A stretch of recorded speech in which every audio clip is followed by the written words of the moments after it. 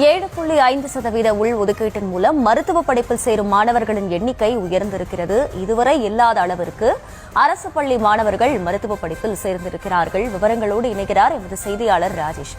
ராஜேஷ், வணக்கம். இந்த ஆண்டு மருத்துவ படிப்பில் எவ்வளவு மாணவர்கள் சேர இருக்கிறார்கள்? இந்த இடஒதுக்கீட்டின் கீழ் முழு விவரம் என்ன? வணக்கம். எம்பிபிஎஸ் படிப்பில் அரசு பள்ளி மாணவர்களுக்கு வழங்கப்படக்கூடிய 7.5% உள் ஒதுக்கீட்டின் கீழ் இதுவரை இல்லாத வகையில் இந்த ஆண்டு கூடுதலாக எண்ணிக்கையிலே மாணவர்கள் சேர இருக்கின்றார்கள். இதுவரை 613 பேர் சேர்ந்திருக்கும் நிலையில் அரசு பள்ளி மாணவர்களுக்கு இன்னும் 19 இடங்கள் காலி இடங்கள் இருக்கிறது. எனவே மொத்தமாக 632 இடங்கள் அரசு பள்ளி மாணவர்களுக்கு கிடைக்க இருக்கின்றது. இந்த நீட் தேர்வு வருவதற்கு முன்பு ஒரு ஆண்டில் சராசரியாக 25 to 40 அரசு பள்ளி மாணவர்கள் தான் சேர்ந்து கொண்டிருந்தார்கள்.